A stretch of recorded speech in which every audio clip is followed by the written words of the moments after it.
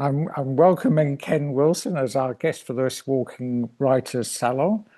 And as all of you know, I'm Andrew Stuck from Walk, Listen, Create. I pitched the idea to Ken that perhaps what we should have is have him describe a bit about the topography of Saskatchewan and the city of Regina.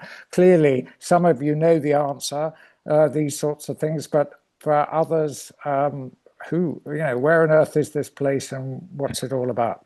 So, Ken, over to you. Thank you, and thanks First, everyone for first, coming. first introduce yourself, Ken. I beg your Um, pardon. I'm Ken Wilson. I am in Regina, Saskatchewan, which has a Plains Cree name, Oskanikasastege, which means where the bones are gathered together. That it would be wonderful if the city put that on the signs on the highway when you lead into the city, but so far that hasn't happened. But we can live in hope. Um, I'm in my office at the University of Regina, where I teach in the Department of English and Creative Writing. Um, and well, I mean, some of us know more or less what Regina is like, or what the territory around Regina is like. We are on the bottom, or what was the bottom, of Glacial Lake Regina, and it is absolutely flat. And because it's fairly dry here. We get maybe 14 inches of rain a year, most of that, or precipitation, pardon me. Most of that comes in the form of snow in the winter and thunderstorms in the summer. Um, so it's quite dry, drier than parts of Arizona, in fact. And so there are originally there were no trees at all. And when you get outside the city, there are pretty much no trees at all, except for what are called shelter belts around farmhouses, which cut the wind. So it is a very different place to walk than perhaps what some of you might be used to. Because once in the city, sure, there are trees and every tree in the city was planted deliberately. But once you get outside the city, you can see for miles, for kilometers. I mean, depending on whether you use metric or imperial measures, I guess. And there is, because of that, it kind of sometimes feels like there's nothing there. There, as I discovered doing the walks that led to this book, there are all kinds of things there, but you have to pay attention to see them. Okay, so let's start off. What was your prompt for walking this? What I describe as a white elephant. Yeah. Many other people would call it a white elephant as well. Um, I uh, I was in a PhD program here at the University of Regina, and it's an unusual program in Canada. I know in Europe you have more of these where people can do research creation work. It's fairly rare in North America that a program will allow for that. And I knew that I wanted my project to somehow be some kind of walk, and I had an idea that I would walk at least part way across Treaty 4 territory, which is the name of the treaty with First Nations that um, uh, is supposed to establish a relationship between the Crown and First Nations in here where I live. I mean, the folks who are in Lethbridge, or usually in Lethbridge or in Calgary, they're in Treaty 7. There were seven in the 19th century that were concluded in this part of the country, and then there was another burst of treaty making further north in the early decades of the 20th century. And I thought, oh well, I could do that. Maybe I could walk from, say, Cypress Hills to Fort Capel, something like that. And then the pandemic happened, and that idea suddenly became impossible, partly because um, it would have meant talking to people, and the university said during the for the duration of the pandemic, no one is allowed to do research with other people. Um, and partly because anything I needed for support, grocery stores, hotels, motels, anything, closed. And so, like a lot of people, I spent that spring kind of wandering around, going on walks, thinking, what I'm going to do now. And one of the walks I went on was to the Regina Indian Industrial School Cemetery. It's sort of on the northwest side of Regina, and that was a residential school for First Nations children, which ran from 1891 to 1910. And at that time, the graves weren't marked. There, we know there are 38 children buried there. We don't know their names. Now they are marked, which is a step forward. And periodically, I go out there and think about those institutions and how they have their lingering effects, which are with us now in a really tangible way. And I was sitting there, I'd put down tobacco and as a sign of respect, and I was sitting, drinking water, you know, putting on sunscreen. And in the distance, there I saw the highway. And there were sort of trucks gliding along it. They look quite beautiful, actually, these great big trucks silently gliding across, very colorful. And I had, like everybody else in the city, I'd watched this highway being constructed, but I had no idea what purpose was. And I wondered why it seemed to have these interchanges, which I think that's, America, I think that's what you mean by a junction. I think that we would call it an interchange here. Okay. They seemed way out of town. Like, and I had no clue why we had built this thing. And I was aware of all of the news coverage of various accusations of chicanery involved in assembling the land for the highway and for the warehouse park that the highway was ostensibly supposed to serve. But I really didn't know anything. And I thought, well, yeah, maybe you could walk out there, see what that looks like.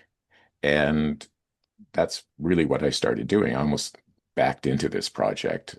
It wasn't my intention.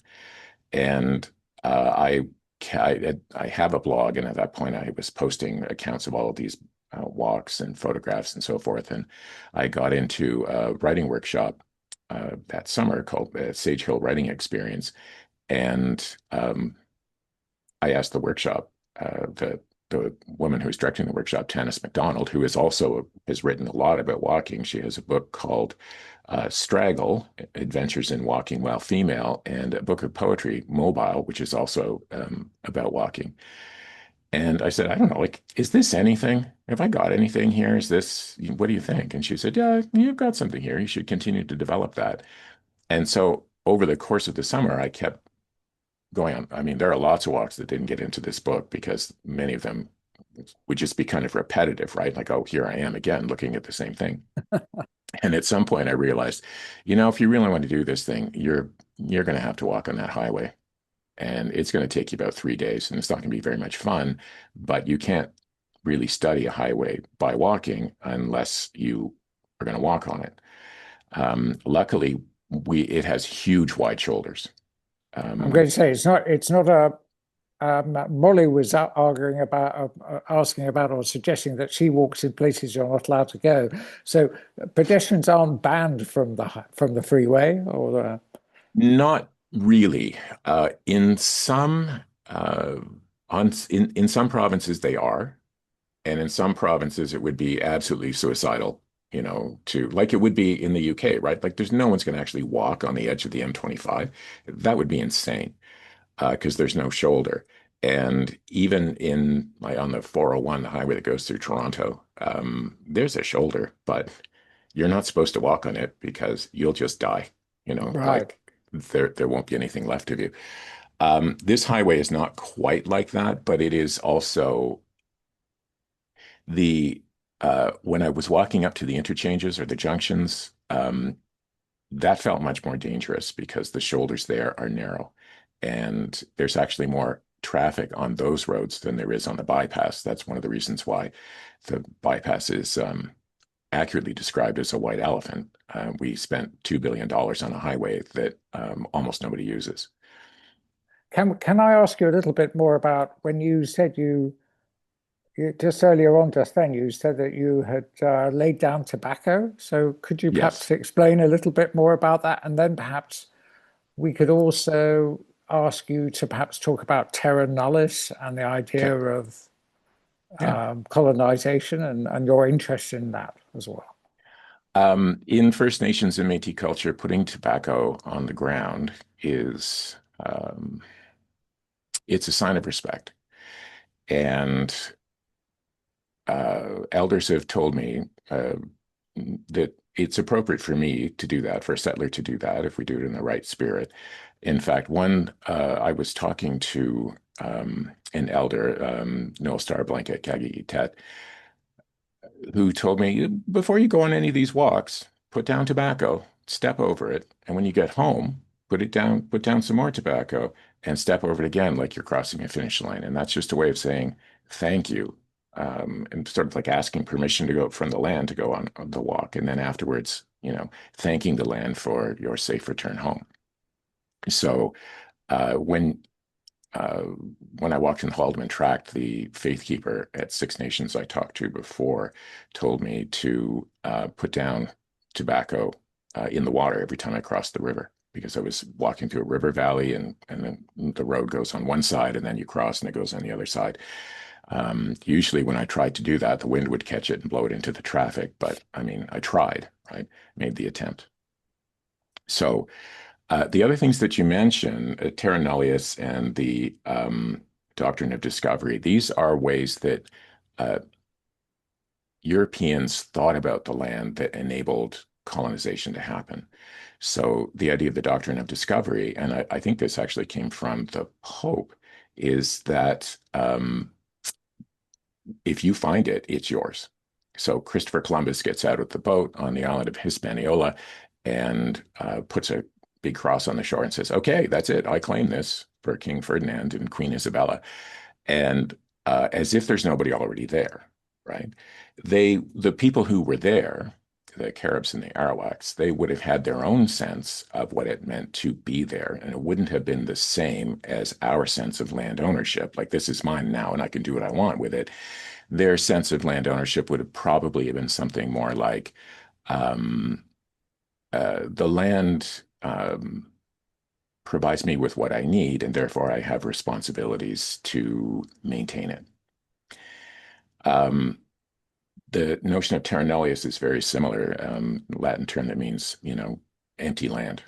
And European legal theorists in the 16th and 17th century, kind of William Blackstone, one of them, thought, well, if there's no agriculture happening, they're not actually using the land properly. So we can go in and take it because agriculture is the best use of the land anywhere. The fact that many First Nations in North, South, and Central America did practice agriculture, that was not an obstacle because I guess they weren't doing it the right way. Um, so these and the doctrine of discovery has been upheld by the Canadian Supreme Court. I mean, these things, they have lasted and they underpin our presence here. And even though there is a treaty um, between the Crown and First Nations, well, here there are multiple treaties, and in some places there aren't any. Um, Nonetheless, what sits underneath all those treaties is this notion that, well, somehow your occupation here is mm, substandard and had to give way to ours. And I talk about these things in the book because I think about what the treaties mean. And um, we were heading towards, as I was finishing the book, it was the sesquicentennial of Treaty 4, which was concluded on September 15th, 1874. And we have a written document that says a lot of things. It says, well, here's what you'll get, but it also says you will give up the land to the crown, all of it. And the unfortunate part of that is that it was never translated or explained to any of the by the treaty commissioners to the First Nations chiefs who were present. And so nothing that's in that document was explained properly. None of it was translated. And that becomes a real problem if you are thinking about issues like, well, was that fair? Does that call the honor of the crown into disrepute? And that's a legal concept in Canada that you're not, the crown is not supposed to act in ways that bring it into disrepute. Well, that would be bringing the crown into disrepute, right? Like you can't just sort of say, here, sign this, don't worry, um, it'll all be fine. And on the other side, on the First Nations side, they thought they were entering into a relationship. And in fact, their sense of treaty is that you enter into a kinship relationship, like the treaties become ceremonies of adoption. So these two ways of thinking about a relationship they are so far apart, they barely touch each other. And in this part of the world now, we live with the outcome of that mutual incomprehension. And part of your reason for walking this route was to reveal more of that, or was that something you already, kind of it's sort of everyone knows it kind of thing, or everyone knows it, but they don't recognize the significance or the importance of it or the conflict even today? Everybody doesn't actually know. We do land acknowledgments before events. So normally in a Zoom like this, I would say, "Hi, my name is Ken Wilson, and I'm here in Regina, Saskatchewan, on Treaty 4 territory, the homeland of the Nahiawak, the Anishinaabeg, the Nakota, Lakota, and Dakota peoples, and the homeland of the Métis Michif Nation." Um, so we all kind of know now, I think, that there is a treaty that gives us a kind of legal justification to be here. But most of us don't understand that the treaty document was not translated. Most of us don't understand the extent to which the um, treaty commissioners were perhaps negotiating in bad faith. I mean, some historians will say, no, there's no perhaps about it. They just were. Yeah. And there's been recent scholarship on this. Sheldon Krasowski's book, No Surrender, The Land Remains Indigenous. That is a really important source for my book and my thinking on this subject. But there are lots of First Nations and Métis legal scholars who have studied this as well, and treaty elders say the same thing, that this was supposed to be about a relationship, and it was not supposed to be about surrendering the land. Uh, from an Indigenous perspective, surrendering the land would be like surrendering your mother. Like, who would do that, right? Um, So, um, for you personally, do you find do you find that walking the land, that the slower pace, the actual pace of walking, and the durational aspect of walking, does that lead you to feel you're becoming more grounded, more closer to the ground yourself? I mean, yes, um, to an extent. And I set with this book, I challenged myself because I find it kind of, if I'm in a place that feels like an intact ecosystem, it's easier to feel that connection, right? So if I go to, typically in Canada, that means going to a national park. So if I were to go to Grasslands National Park or Prince Albert National Park, which sits on the edge between the parkland ecosystem and the northern boreal forest, I get a sense, I kind of feel like I'm part of something that is whole. And I know that the aspen trees around me, say, and Prince Albert are exhaling oxygen. And I'm breathing that oxygen in, and I'm exhaling carbon dioxide, and they're taking that in through their leaves as transpiration. And we're in a kind of connection, right? There's a kind of relationship there. I thought for this book that that would be too easy. So I thought part of what I want to do is see if I can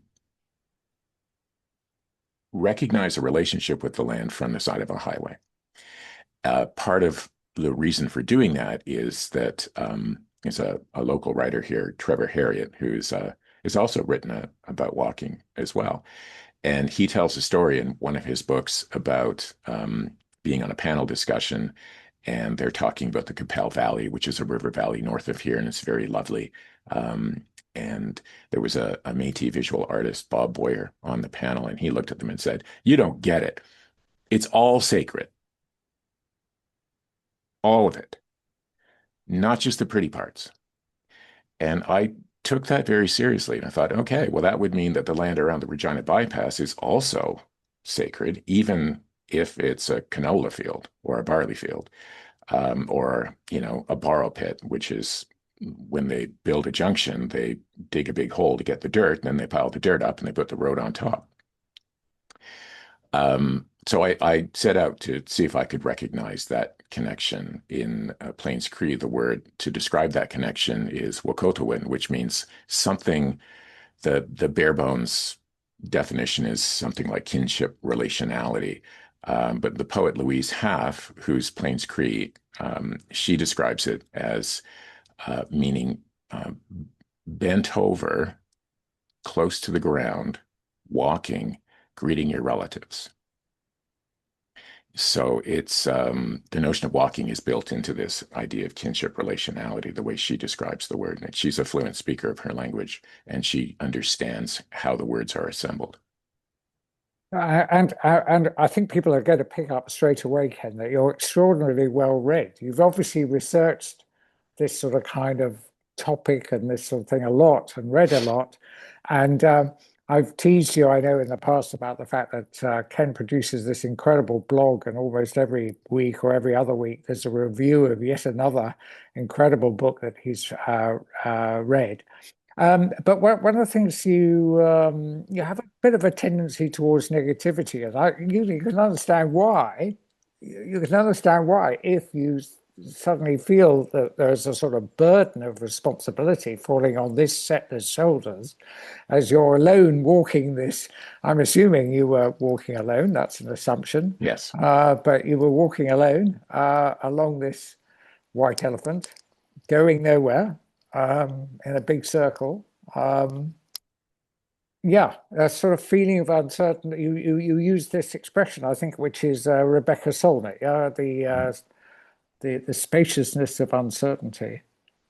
that's the way she describes hope. And I find you're right. I do have a tendency to negativity, um, and trying to move past that.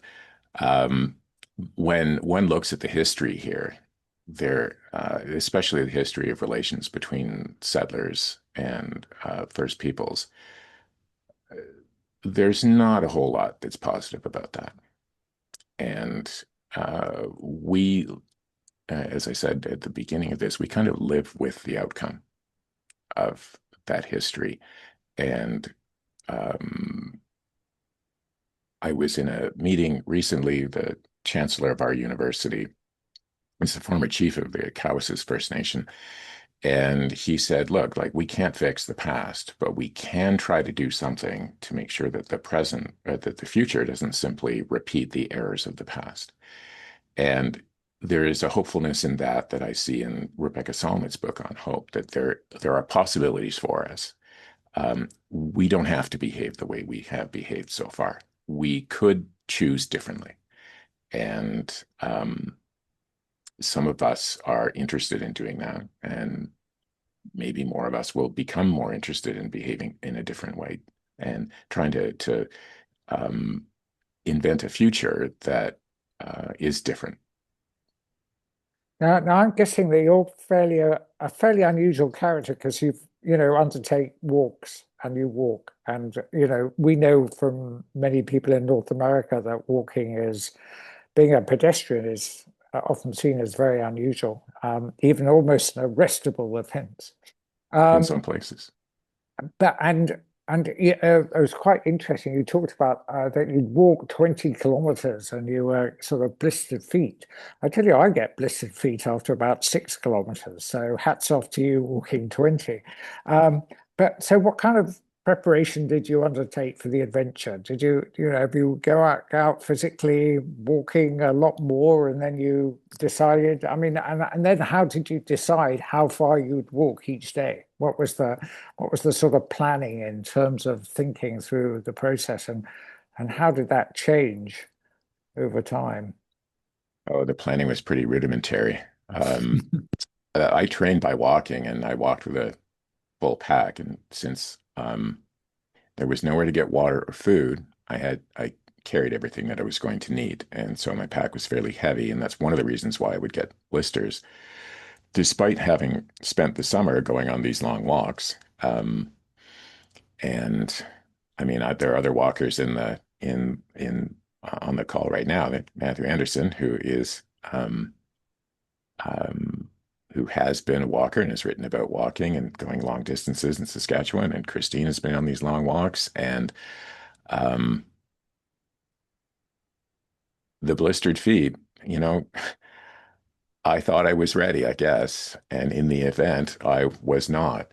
Um, I would walk as far as I could, and when I was walking, circumnavigating the bypass, my thinking was that if I go too far, the walk becomes about how much my feet hurt and how much my legs hurt. So I don't want to go that far, but I also don't want to spend a week doing this because then I'll have to carry way too much stuff, and my pack will be too heavy, and then all I'll be thinking about is how heavy my pack is. So I had a rough idea of how far I would go. And as I got to the end of the day, I would just sort of like look for a place that looked like a reasonable spot to camp. And the first night, where I thought I would camp turned out not to be suitable. So I called home and got a lift. And, Christine, could you come and get me? And then I'm only 12 kilometers from home, really. So, I mean, why not? But the second night I did sleep out. And that was a really good experience to spend the night on the land in that way. Although I was in a pea field, but what was a pea field that had been combined. If it had not been combined, I would not have slept in it because they work all night and they would not have seen me. And I would have ended up, you know, I guess with the chaff being sprayed out the back of the machine, it would not have been a positive outcome for me. Um, And yeah, go on. Sorry. no, no, go ahead. Well, what I was going to say is another one that I don't want to pick up on your negativity again, but you also talk about your impatience and that Yes. what walking has done is it's sort of kind of taught you to be more patient. Can you kind of explain a bit more about that? Part of that is walking here. Um, Walking in the UK, for example, typically you're looking at something different every 10 minutes because you go up a hill or around a corner, and there's something new. But when you're walking in Saskatchewan, our roads here, our rural roads are called grid roads for a reason. They're laid out in a grid on the land. They go east-west and they go north-south. And they intersect. Matthew can probably correct me, but I think it's um, a mile east-west and then 2 miles north-south, something like that. I always get that backwards. And so I've been on these walks where I can see something in the distance, let's say a grain elevator, for example. There aren't many of those left. Most of them have been torn down, um, because the way grain is marketed is different now than it was. And you will see the grain elevator for hours, hours. And you're walking along, and it looks like you are making absolutely no progress. And it's getting hot, and you're getting hungry, and you're getting thirsty. And there's the grain elevator, which is in, the village where you hope to arrive. And it feels like you are just like making no headway. And then suddenly you're there. And you were making headway all along. You just kind of didn't realize it. And the slowness of walking and the oddly difficult flatness of the terrain here, together, they have been teaching me to um, be a little bit more patient or perhaps be a little bit less impatient, because it's just going to take time to get where I want to go. And maybe there's a lesson in that about all kinds of things. It's just going to take time for us to arrive in the place where we want to be. Well, I think it's kind of interesting because for me, you see, I haven't owned a car for 20 years. So, Mm. I kind of, and because I live in most of the time in London, it's fairly easy for me to use public transportation or to walk places. I think nothing of walking, a mile or something like that. That's not an issue really. So what's happened here in West Wales is I've hired a car. So I'm renting this car. And and I travel so much more quickly that I have a complete misunderstanding of how long it would take me to get to a place. So I'm always actually thinking it's going to take me, I don't know, much longer. For example, today I drove 20 miles and I thought it was going to take me much longer than it did, and suddenly I was there. Hmm. It's like, yeah, so it's almost the reverse. And I think that's something that yeah, it's sort of kind of a profound thing to say. It seems so simple, and people must think I'm completely mad. But yeah, I can sort of feel where you're coming from. Um, Sometimes, I sometimes people will tell me, "Oh, that's too far to walk." I say, "Well, and nowhere is too far to walk. It just, I mean, how much time do you have, really? I mean, that's the yeah, variable, right?" So that Paul Salopek has been walking from the Rift Valley for 10 years, and I think he's finally, I think he's in Siberia now or somewhere. I haven't, yeah. it's a slow process. I'm just not keeping up with him. Um, so it can be Okay. done. Anyway, let's have a opportunity to hear some read Mm. something, and I suggested various passages to Ken, and Mhm. he said that he was happy to read one of the passages I suggested rather than him reading a passage that he chose. So I'm going to ask you to read page 218 to 221, Okay. um, which is a bit around what we've been talking about. Yeah. So this is the morning of the last day of the walk around the bypass. The chapter is called Flying Up Moon, and that is the Cree name. That's an English translation of the Cree word for August, Opahawi Pisim, which that's the moon in which the birds that were born in the spring finally can fly.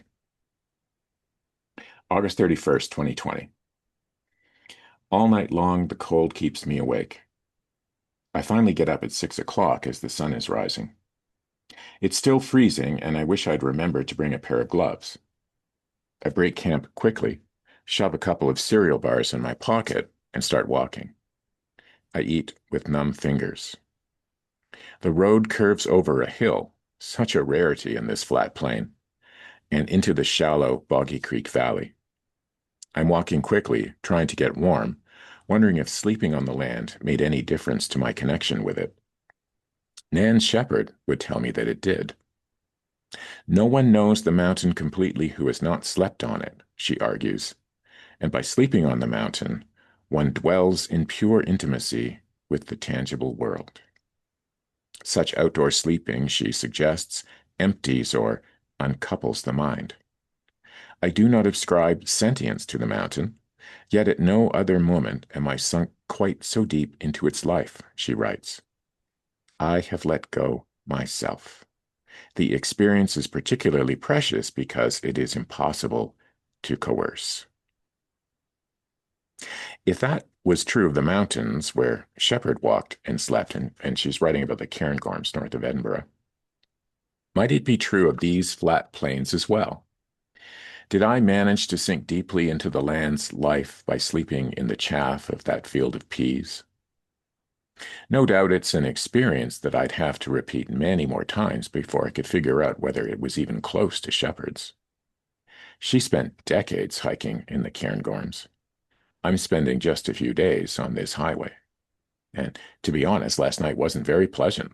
Between the cold and the hard ground, I kept waking up and rolling over, shivering. Shepherd doesn't complain about such things. No doubt, like Robert McFarlane, she was tougher than I am. What makes sleeping on the ground important is the way it eliminates some of the barriers between ourselves and the earth itself.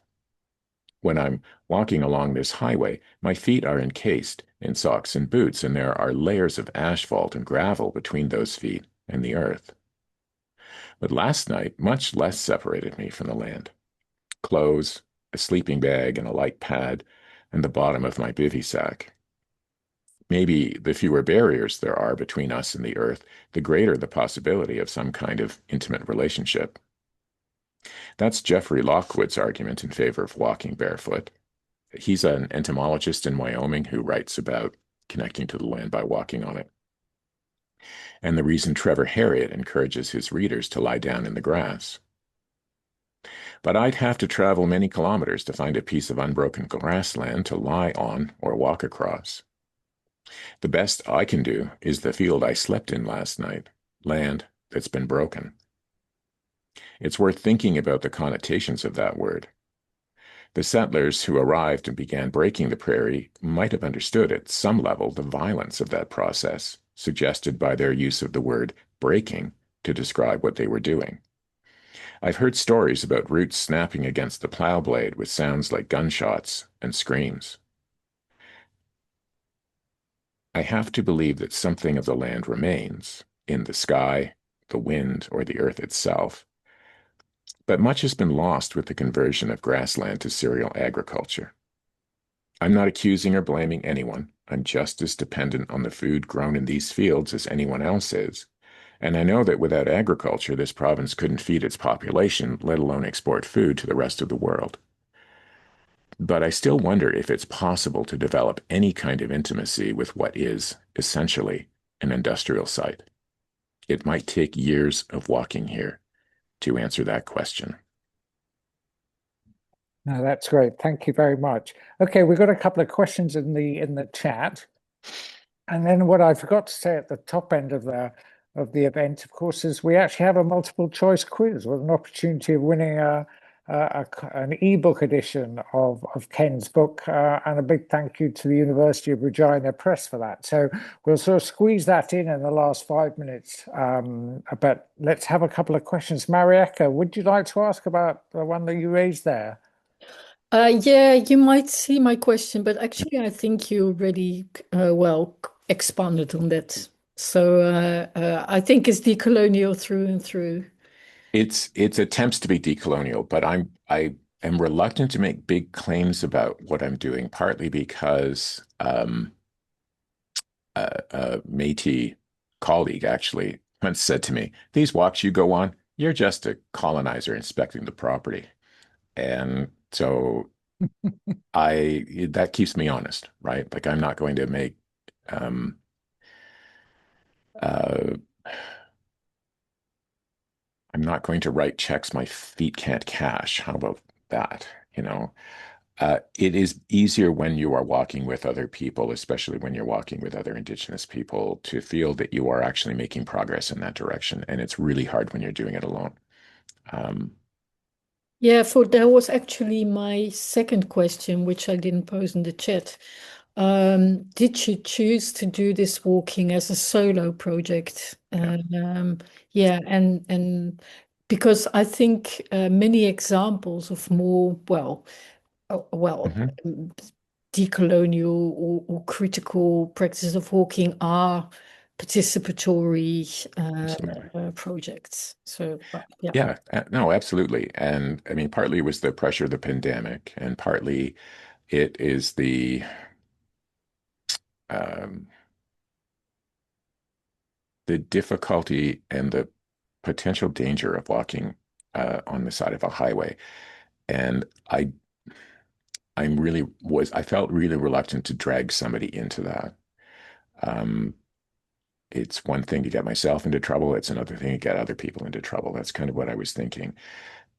I also, and I still haven't done this, and it's like it's 6 years going on since I started doing these walks, but I don't have St. John's ambulance training. And if I'm going on a walk with other people and somebody gets in trouble, I am responsible. And, aside from dialing 911,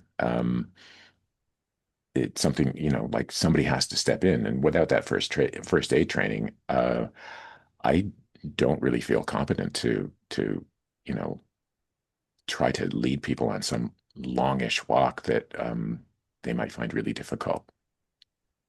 Your reading actually made me think of another one, which I've been really wondering about. Is I'm curious if you have any thoughts about our sort of your ancestral relationship to land, like if your ancestry as a settler colonial person on this land prevents you in some way from relating to this land in a way that you might in the land of your own ancestors. It's something I really think about a lot, and I'm curious what your thoughts are. That's an interesting question. I'm never really sure which land my ancestors, which one would I pick, right? Because Mm. there's some folks from Germany and there's some from Scotland, but I'm not quite sure where. And somebody's from County Cork and others are from England. Um, and I have walked in at least three of those four places, not walked in Germany.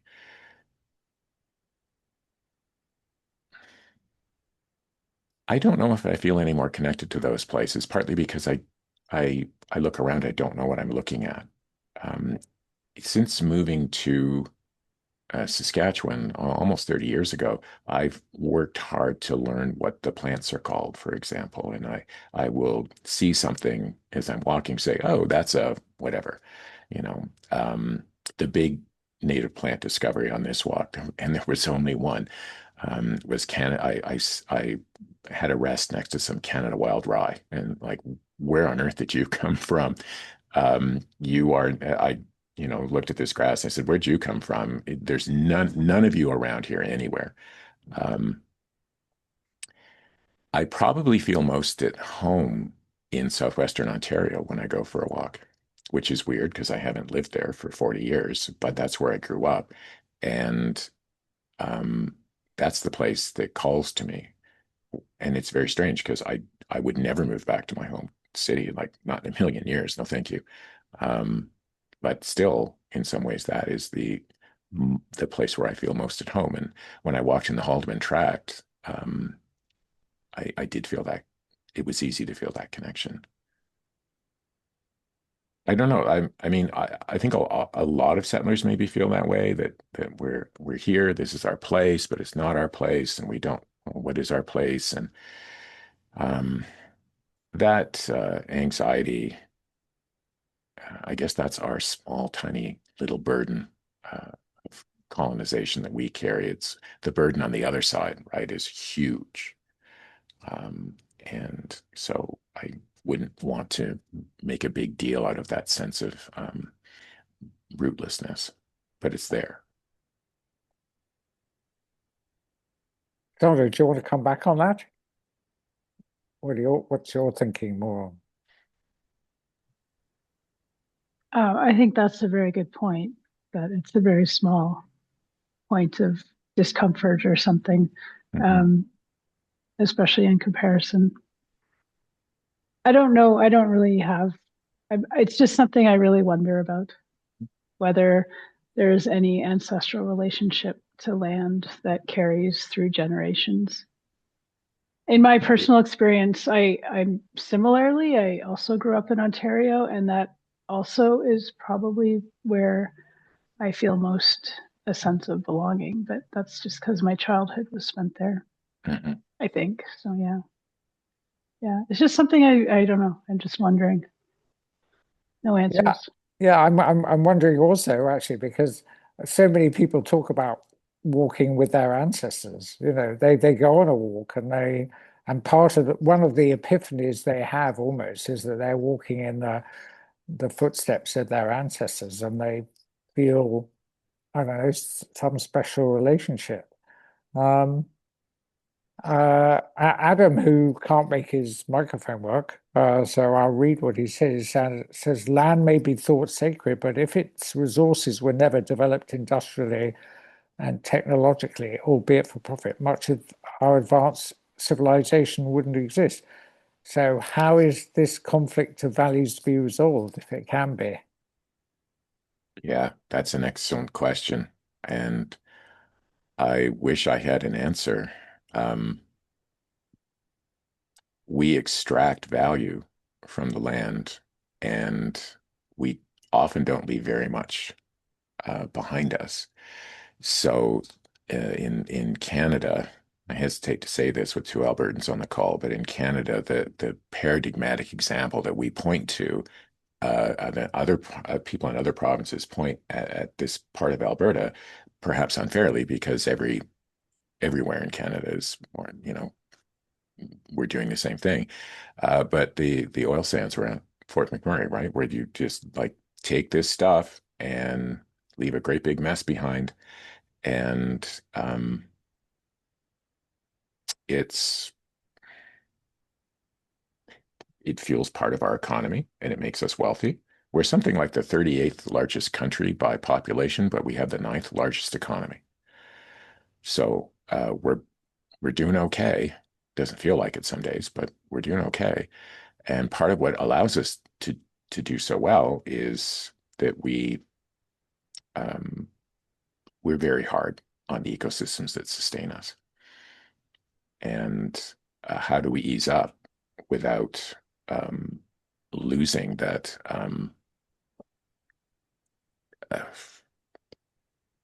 what sustains us now? It's an excellent question. Yeah, I think Kathleen, she says something. Kathleen, do you want to say what you've written, or shall we just leave it as what you've written in the chat? I'm on Treaty 7 land, and Ken knows that we have some complexities going on here currently due to extractive practices, especially with cutting and mining. Coal mining has come up again as a huge topic here, but so has an independence movement has come up out of the right-leaning part of our province. And in dealing with supposed independence, what's happening with this treaty is that former promises and covenant are being ignored.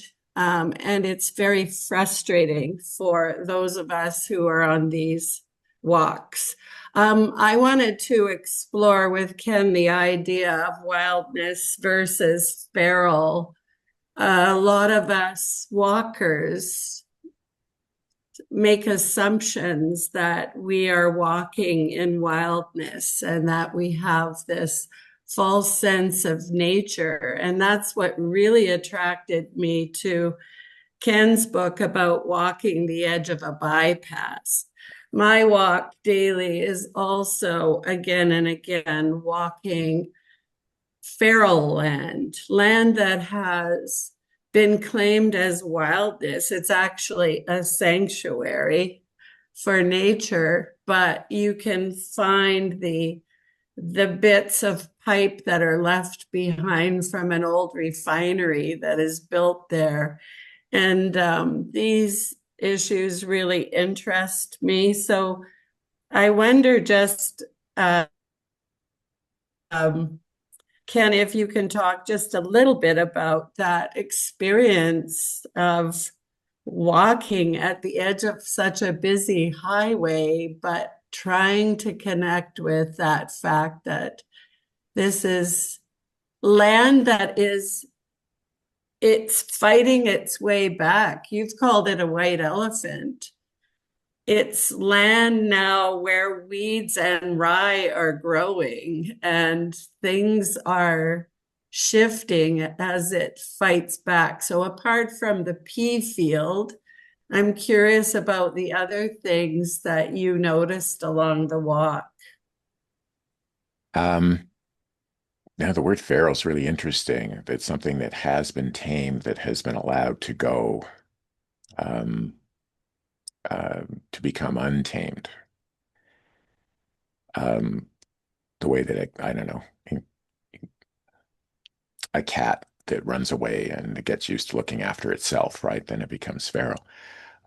So much of the land around Regina isn't even feral because it's still very much under control, except for things like the sides of the highway and the sides of the railway, which runs along the highway for a good part of it, where the company there's a French corporation that manages the highway on a public-private partnership, and so they have planted grass in the ditches and in the median, but the grass is full of weeds, right?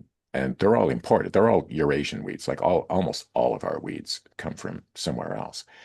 And oddly, those weeds take the form of a prairie. There's the grass ends up kind of contracting and growing in bunches, and then you've got flowers growing in them. The species mix is nothing like what would be on a grassland, but the land is still trying to be what it was before we showed up with plows. And that might be an example of the kind of feral quality that you're describing. Okay, so thanks, Ken, for that, and thanks, Kathleen, for that question. I'm sorry, we're running out of time. So, Ken, you have the last word. We've run over a little time, but Oh, a big thank you for being our guest, well, and you're very welcome. and you have the final word. Well, just thank you everyone for coming and for showing interest in this odd book about a place that sometimes feels like it's in the middle of nowhere.